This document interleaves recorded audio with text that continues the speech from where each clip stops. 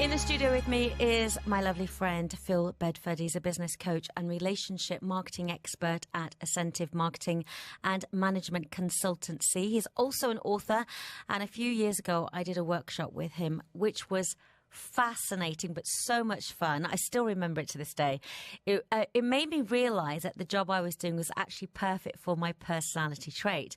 And I think we forget how much joy we get from doing the job that fits our character and our personality, and how it just plays overall well in our health and our overall happiness. And welcome, Phil. Would you agree with that? Yeah, absolutely. It's fantastic to be back. And are you happy with what you do as a job? do you know, I think I'm really lucky I do. It's not something I thought I would be doing. And I think that's possibly aligned with the conversation we're having today. How do we find what kind of industry or career suits us? Like, what tips can you give us? Well, that's a toughie, because when I went through the school environment, I think like a lot of people, I actually didn't know what I wanted to do. I just got qualifications because I thought that is what you're supposed to do. Do you know, I meet people who are in their 40s have given up the job and going, this isn't what I really wanted to do anyway, because we evolve. Yeah, absolutely. I mean, I went down the route of civil engineering, lots of formulae and all this, and I wouldn't trust myself to build a bridge. I left that as quickly as I could. It wasn't for me. We're not going to walk over PhilBedford's bridge. Okay. But no, I found that I actually like people, which was really strange because I was quite an introvert. So I had this deep inside me, I think I always wanted to be in training. I always wanted to make a difference. I liked people. I liked having fun. And I quite like community. But I couldn't really put anything to it. Do you not think, though, back in the day, it wasn't where you had to be at the forefront? You didn't need to do a lot of public speaking. You didn't need to be on social media platform. So these are skills we didn't really need to nurture as much.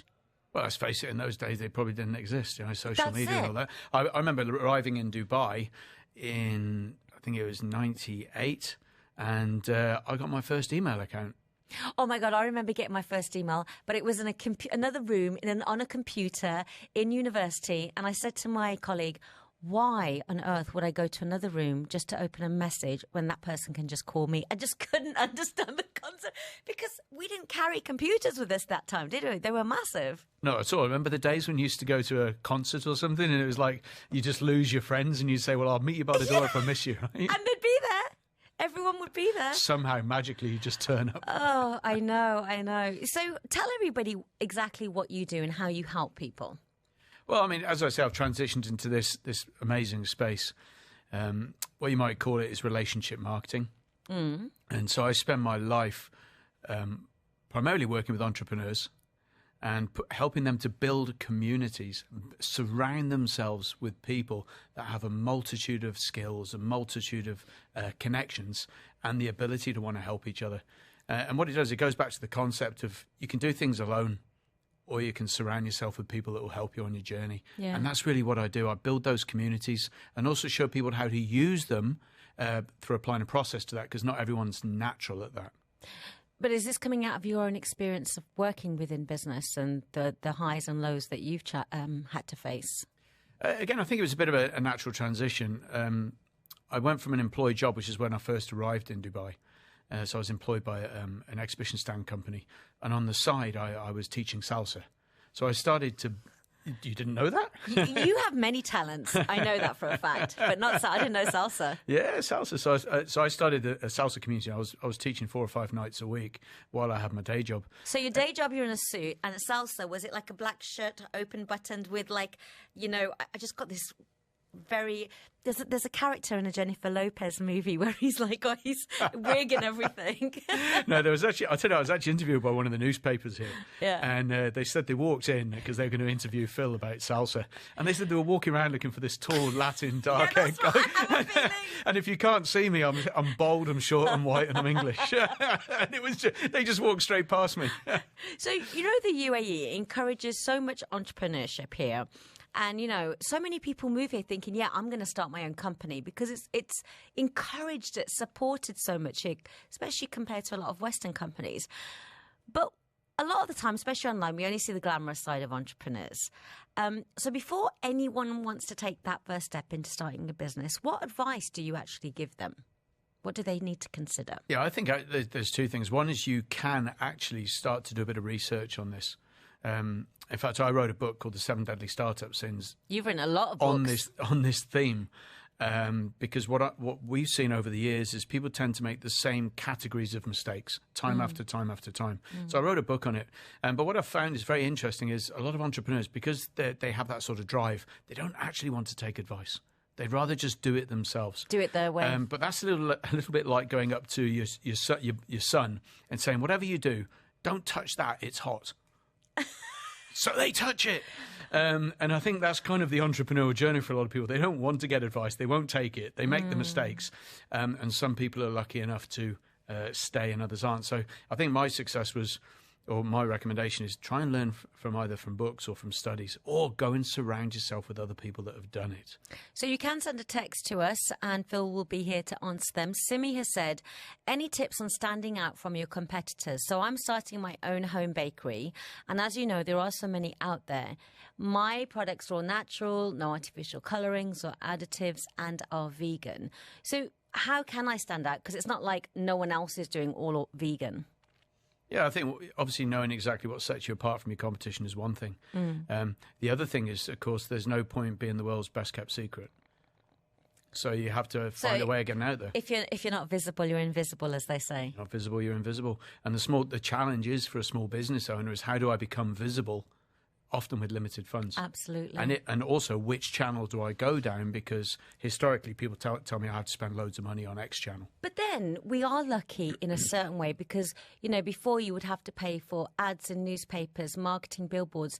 Now we can do stuff on our own social media if you have the time and energy. Yeah, time and energy. I mean, absolutely. I mean, social media is an amazing tool. At the end of the day, though, it can be used in two ways. One way is to build a network and leverage with your own ability and time. And the other is to go out to professionals who can really target and really make it happen. And there's a plethora of amazing companies out there that do that. The only challenge is, though, to engage their services for a small business owner on a regular, consistent basis can often be cost prohibitive. Okay. And again, it depends if you're selling a service or you're going business to consumer or business to business, which is the right channel, if social media is even the right channel.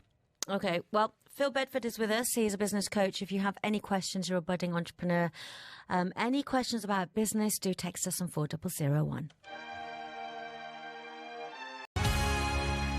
So, Julie, I know, she deals with sleep. She's a sleep expert.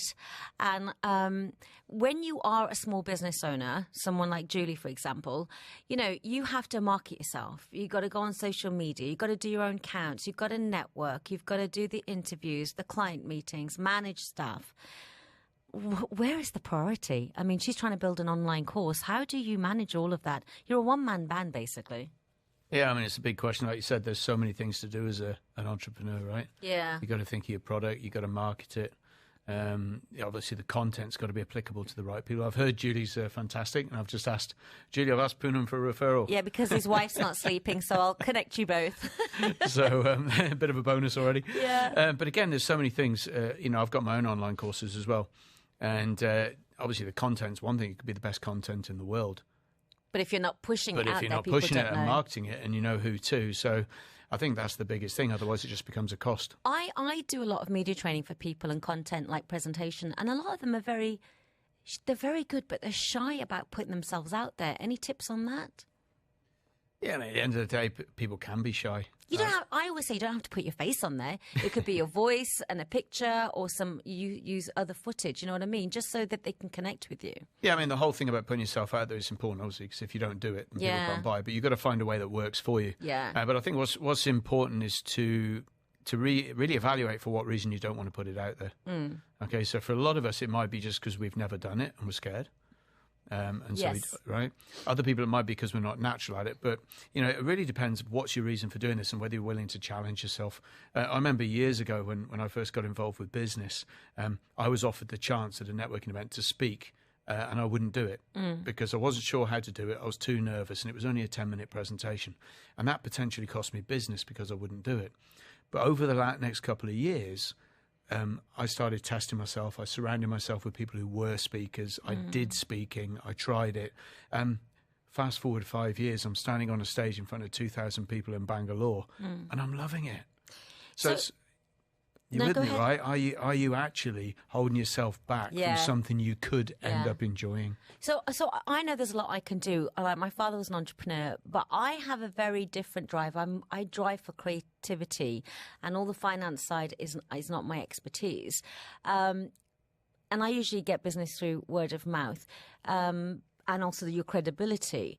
So I don't have that burning drive to push myself.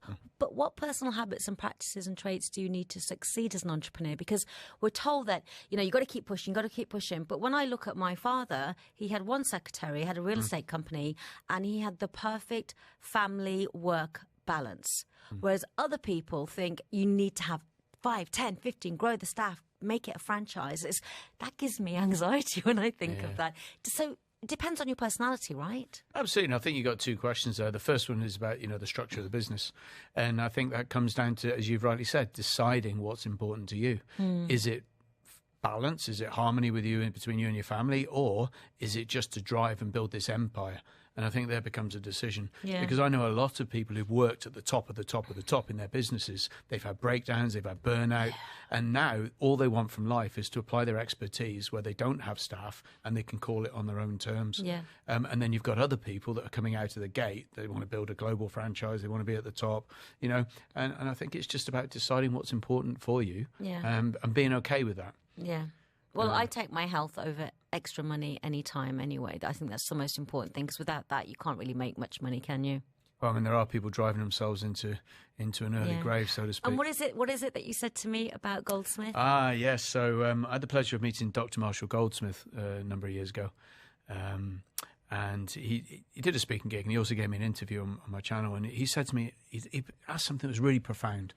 And he said to me, Phil, imagine for one moment you're laying on your deathbed. You're 90 years old. And he says, you are literally taking your last breaths. And he said, at that point in time, could you say, I lived the life I wanted to live? I'm happy. I've done it all. Because most people at that point in time would not be saying, I wish I'd worked harder. I wish I'd spent more time in the office. They'll be saying other stuff. Probably. Not guaranteed, but probably. And he said, unless you are doing right now something that has you on the path for that right feeling, change it. So basically, the motto of the story, go eat that cream cake. Just enjoy life. Now, Phil, if anyone wants to contact you, he's like, no, that was not the meaning, Punam. I've just gone somewhere else now. I'm looking for a pasty. Phil, if anyone wants to contact you and have a chat with you for coaching, where can they find you? Yeah, so I'm on Instagram, Rebel Networker. You can hit me up on LinkedIn, Phil Bedford.